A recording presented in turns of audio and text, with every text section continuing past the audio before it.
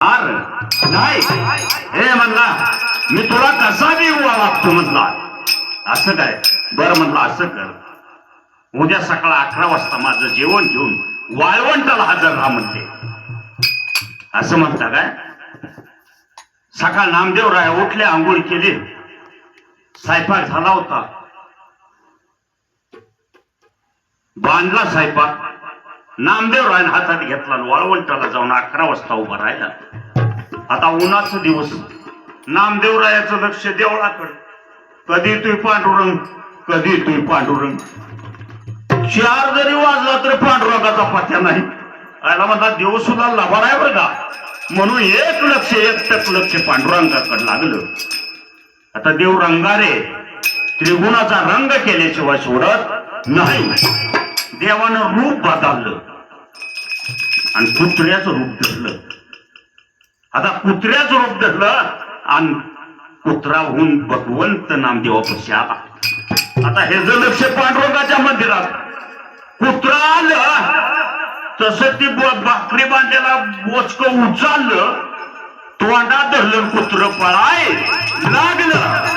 आता हे जर लक्ष पांडुरंगाकडं. आता कुत्र्यानं हात तोंडात भाकरी धरून पळायला लागल्यानं नामदेवानं पाहिलं. नामदेव माग सरला वाळवंटाचा गोल गुंडा घेतला. अरा म्हणला कुत्र्या माझा भगवंत जेव्हा यायचा तू कर माझी भाकरी घेऊन चाला भगवंताची. नामदेवाला राग आला गुंडा उचलला ससा कुत्र्याच्या पाटकानात मारला. असा गुळमारला कुत्र्याच्या पाटकानं बिंडा जाग्यालाच टाकला. आता तो देव आहे फार दिसणार रूप बदललं का फार दिसणार याच्यावर जाऊन उभा राहिला. आता ही दिवस मावळोस तर भगवंताची वाट पाहत होता. आता येईल भगवंत मग जेवल. 5-6 वाजता नामदेवरायन तसा तो बिंडा घेतला आणि देवळात आला. देवळात आला भगवंता समोर हात जोडला. अरे भगवंता अरे तुझ्या एकटा लबाड प्राणी मी दुनियात कुणी पाहिला नाही. भगवंता मला वाटलं माणसं लबाड आहेत पण तू देव असून लबाडी केली. अरे काय झालं नामदेवा. अहो म्हणला तुम्ही मला जेव्हा येतो म्हणला वाळवंटाला मग तुम्ही का आला नाही.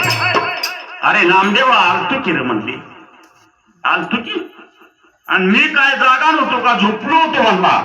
तुम्ही आलता कधी आलता. अरे नामदेवा म्हणजे मी आलतो पण तू मला ओळखलं नाही. हे म्हणला तू आलाच नाही. खेकडी म्हणले अलीकड.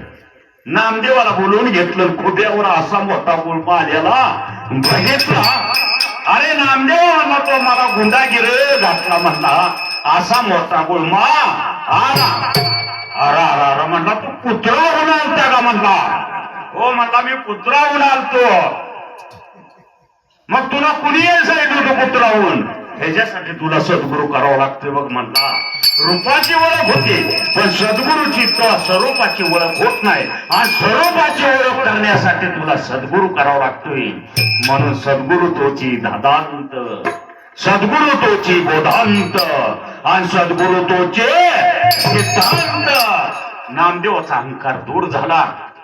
नामदेवाला सांगितलं नामदेवा तुला गुरु केल्याशिवाय मार्ग नाही.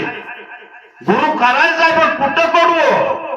नामदेवानं हात जोडून भगवंताला विचारलं असं कर म्हणजे तुझा इसुबा खेचर गुरु होणार आहे आणि तू इसुबा खेचरच्या घरी जा. आता नामदेव देवाने सरला. आता अखंडित त्या भगवंताच्या नामस्मरणात निघाला बघा कसा चौथा नाम